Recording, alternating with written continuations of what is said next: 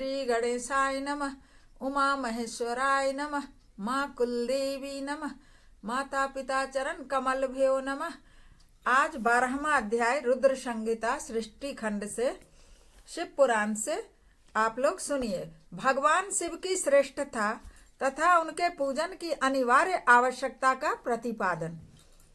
नारद जी बोले, ब्राह्मण प्रजापते, आप धन्य हैं, क्योंकि आपकी बुद्धि भगवान शिव में लगी हुई है।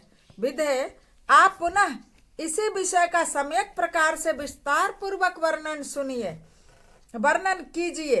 ब्रह्मा जी ने कहा, तात, एक समय की बात है, मैं सब ओर से ऋषियों तथा देवताओं को बुलाकर उन सबको क्षीर सागर के तट पे ले गया, जहाँ सबका हित साधन करने वाले भगवान विष्णु निवास करते हैं। वहां देवताओं के पूछने पर भगवान विष्णु ने सबके लिए शिव पूजन की ही श्रेष्ठता बतलाकर यह कहा कि एक मुहूर्त या एक क्षण भी जो शिव का पूजन नहीं किया जाता वही हानि है, वही महान छिद्र है, वही अंधापन है और वही मूर्खता है। किसने किससे कहा? ब्रह्मा जी ने कहा प्रजापते, ये नारद को। ब्रह्मा जी ने कहा नारद को अपनी कहानी कि एक समय जब मैं क्षीर सागर में गया तो विष्णु भगवान सभी देवताओं को लेके, तो विष्णु भगवान क्या कहे, ये सब बात कहे कि एक पल भी जो शिव की पूजा नहीं करता है वही मनुष्य के जीवन की सबसे बड़ी मूर्खता है, हानि है। जो भगवान शिव की भक्ति में तत्पर है, जो मन से उन्हीं को प्रणाम और उन्हीं का चिंतन करते हैं, वे कभी दुख के भागी नहीं होते। जो महान सौभाग्यशाली पुरुष मनोहर भवन, सुंदर आभूषणों से विभूषित पत्नी, स्त्री, जितने से भी मन को संतोष हो जाता है उतना धन, पुत्र, पौत्र आदि संतति, आरोग्य, सुंदर शरीर, अलौकिक प्रतिष्ठा, स्वर्गीय सुख और अंत में मोक्ष रूपी फल अथवा परमेश्वर की भक्ति चाहते हैं, वे पूर्व जन्मों के महान पुण्य से भगवान सदाशिव की पूजा अर्चा में प्रवृत्त होते हैं। देखिए, जो पूर्व जन्म का जिसका महान पुण्य होता है तो वही भगवान शिव के सदाशिव की पूजा में प्रवृत्त होते हैं, क्योंकि पूर्व जन्म के पुण्य के कारण ही तो एक तो उच्च कुल में जन्म होता है, अच्छे माँ बाप मिलते हैं। बिना पुण्य के कहाँ से मिलते हैं अच्छे माँ बाप? रोड पर रहने के लिए भी जन्म हो जाते हैं लोगों का, तो ये पुण्य है। और पिछले जन्म का शिव पूजा किया हुआ जब पुण्य होता है तब अच्छे परिवार में जन्मे हुए लोग इस जन्म में भी पूजा पाठ करते हैं और उनका मन लगता है और परिस्थितियां भी बनती है कि वो करें। जो पुरुष नित्य भक्ति पारायण हो, शिवलिंग की पूजा करता है, उसको सफल सिद्धि प्राप्त होती है तथा वह पापों के चक्कर में नहीं पड़ता। भगवान के इस प्रकार उपदेश देने पर देवताओं ने उन श्री हरि को प्रणाम किया और मनुष्यों की समस्त कामनाओं की पूर्ति के लिए उनसे शिवलिंग देने के लिए प्रार्थना की। मुनि श्रेष्ठ, उस प्रार्थना को सुनकर जीवों के उद्धार में तत्पर रहने वाले भगवान विष्णु ने विश्वकर्मा को बुलाकर कहा, विश्वकर्मण, तुम मेरी आज्ञा से संपूर्ण देवताओं को सुंदर सुंदर शिवलिंग का निर्माण करके दो। तब विश्वकर्मा ने मेरी और श्री हरि के आज्ञा अनुसार, अर्थात ब्रह्मा और विष्णु के आज्ञा अनुसार, उन देवताओं को उनके अधिकार के अनुसार शिवलिंग बना कर दिए। मुनि श्रेष्ठ नारद, किस देवता को कौन सा शिवलिंग प्राप्त हुआ, इसका वर्णन आज मैं कर रहा हूँ, सुनो। इंद्र पद्म राग मणि के बने हुए शिवलिंग की और कुबेर सुवर्णमय लिंग की पूजा करते हैं, उनको वो दिया गया, विश्वकर्मा वही दिए। धर्म पीतमय मणिमय पुखराज के बने हुए लिंग की तथा वरुण श्याम वर्ण के शिवलिंग की पूजा करते हैं। भगवान विष्णु इंद्र नीलमय तथा ब्रह्मा हेममय लिंग की पूजा करते हैं। विश्व वे देवगण चांदी के शिवलिंग की, वसुगण पीतल के बने शिवलिंग की, दोनों अश्विनी कुमार पार्थिव लिंग की पूजा करते हैं। लक्ष्मी देवी स्फटिकमय लिंग की, आदित्यगण ताम्रमय लिंग की, राजा सोम मोती के बने हुए लिंग की तथा अग्निदेव वज्र हीरे के शिवलिंग की पूजा कर उपासना करते हैं। श्रेष्ठ ब्राह्मण और उनकी पत्नियां मिट्टी के बने हुए शिवलिंग का, मयासुर चंदन निर्मित लिंग का और नागगण मूंगे के बने हुए शिवलिंग का आदर पूर्वक पूजन करते हैं। देवी मक्खन के बने हुए लिंग की, योगी जन भस्ममय शिवलिंग की, यक्षगण दधि निर्मित लिंग की, छाया देवी आटे से बने हुए लिंग की और ब्रह्म पत्नी रत्नमय शिवलिंग की निश्चित रूप से पूजा करती हैं। वाणासुर पारद या पार्थिव शिवलिंग की पूजा करता है।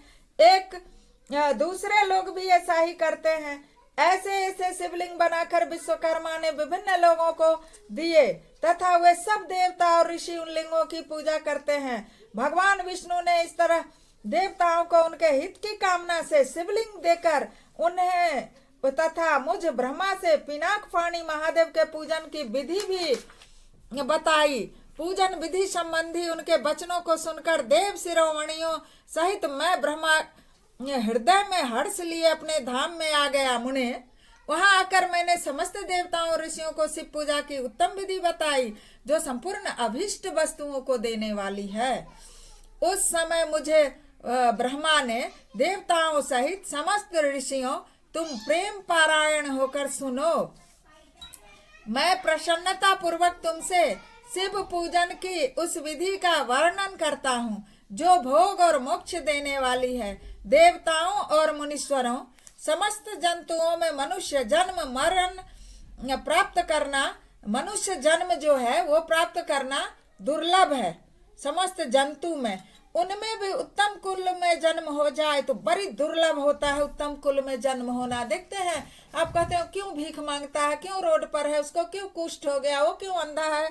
अरे बहुत दुर्लभ है सशरीर और अच्छे कुल में जन्म लेना, इसको नहीं गंवाना चाहिए। उत्तम कुल में आचारवान ब्राह्मण के घर में अगर कोई उत्पन्न होता है तो समझ सकते हैं कि पिछले जन्म में उसका कितना पुण्य उत्तम रहा होगा। यदि वैसा जन्म सुलभ हो जाए एक बार भी तो भगवान शिव के संतोष के लिए उस उत्तम कर्म का अनुष्ठान करें जो अपने वर्ण और आश्रम के लिए शास्त्रों द्वारा प्रतिपादित है। जिस जाति के लिए जो कर्म बताया गया है उसका उल्लंघन न करें। जिसके लिए जो कर्म है उसी को शोभा देता है और फल भी उसी अनुसार मिलता है। जितनी संपत्ति हो उसके अनुसार ही दान करें। कर्म में सहस्त्रों यज्ञों से तपो यज्ञ बढ़कर है। सहस्त्रों तपो यज्ञ से जप यज्ञ का महत्व अधिक है। ध्यान यज्ञ से बढ़कर कोई वस्तु नहीं है।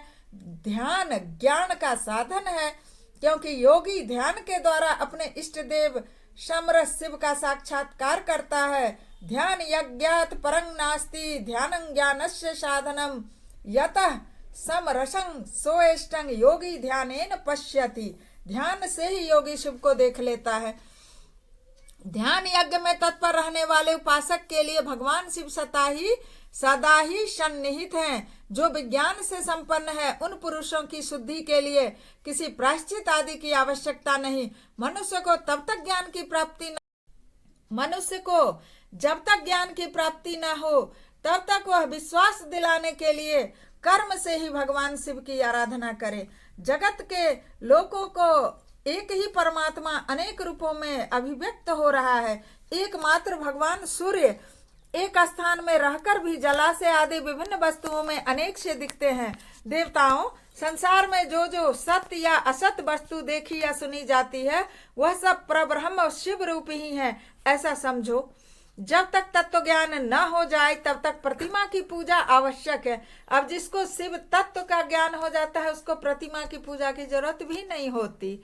लेकिन तत्व ज्ञान ऐसे आएगा कहाँ से? इसलिए शुरुआत में तो प्रतिमा पूजा करनी ही पड़ती है। ज्ञान के अभाव में जो भी प्रतिमा पूजा की अवहेलना करता है उसका पतन निश्चित है। ज्ञान भी नहीं है उतना कि संसार के सभी लोगों को शिव ही समझे, वैसा ही व्यवहार समझे, तो संभव हो नहीं पाता है। क्योंकि मनुष्य के शरीर में सत रज तम सब गुण है, तो तीनों के मिले रूप रहते हैं। तो कहाँ से? सिर्फ सतगुण तो है नहीं कि कोई एक थप्पड़ मार देगा तो दूसरा गाल बढ़ा देंगे, सोचेंगे तो शिव ही है, एक मार दिया तो ये भी मार दो। तो ऐसा तो कर ही नहीं सकते, तो कम से कम पूजा ही कर लेते हैं प्रतिमा की। ज्ञान के अभाव में भी जो प्रतिमा पूजा की अवहेलना करता है उसका पतन निश्चित है। इसलिए ब्राह्मणों, यह यथार्थ बात सुनो। अपनी जाति के लिए जो कर्म बताया गया है उसका प्रयत्न पूर्वक पालन करना चाहिए। जहाँ जहाँ यथावत भक्ति हो उस आराध्य देव का पूजन आदि अवश्य करना चाहिए, क्योंकि पूजन और दान आदि के बिना पातक दूर नहीं होते।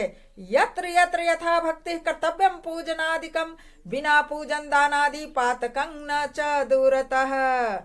जैसे जैसे मैले रंग बहुत अच्छा, मैले कपड़े पे रंग अच्छा नहीं चढ़ता, धो देते हैं तो अच्छा चढ़ता है, उसी तरह से देवताओं की भली भांति पूजा से ही त्रिविध शरीर पूर्णतया पहले निर्मल हो जाता है, तब उस पर ज्ञान का रंग चढ़ता है और तभी विज्ञान का प्राकट्य होता है। और जब विज्ञान हो जाता है तो भेदभाव की निवृत्ति हो जाती है। भेद की संपूर्णतया निवृत्ति हो जाने पर द्वंद्व दुख दूर हो जाते हैं और द्वंद्व दुख से रहित पुरुष शिव रूप हो जाता है। मनुष्य जब तक गृहस्थ आश्रम में रहे तब तक पांचों देवताओं तथा उनमें श्रेष्ठ भगवान शंकर की प्रतिमा का उत्तम प्रेम के साथ पूजन करें। इसलिए गृहस्थ आश्रम में रहते हैं तो हर तरह के कार्य करने पड़ते हैं और सबको, पूरे दुनिया को, पेड़ पौधे, सजीव निर्जीव, सब में शिव की भावना नहीं हो पाता है संभव। इसलिए तब तक उनको प्रतिदिन 5 देवताओं की पूजा करना ही चाहिए, गणेश, दुर्गा, विष्णु, शिव और सूर्य, अथवा जो सबके एकमात्र मूल हैं। भगवान शंकर सबके मूल हैं, तो नहीं इतना हो पा रहा है तो उन्हीं की करें। भगवान शिव की ही पूजा सबसे बढ़कर है, क्योंकि मूल के सींचे जाने पर शाखा स्थानीय संपूर्ण देवता स्वतः तृप्त हो जाते हैं। अतः जो संपूर्ण मनोवांछित फलों को पाता है वह अपने अभीष्ट की सिद्धि के लिए समस्त प्राणियों के हित में तत्पर रहकर लोक कल्याणकारी भगवान शंकर का पूजन करें। इस तरह से अध्याय 12 समाप्त हुआ। फिर मैं भगवान शंकर के लिए एक प्रार्थना करती हूँ। खाली न जाता कोई दर से तुम्हारे, मैं भी खरी हूँ गौरा बाह पसारे। खाली न जाता कोई दर से तुम्हारे, मैं भी खरी हूँ मैया बाह पसारे। लगा लो हृदय से लगा लो, गिरी जा रही हूँ उठा लो। बोलिए भगवान शंकर की जय।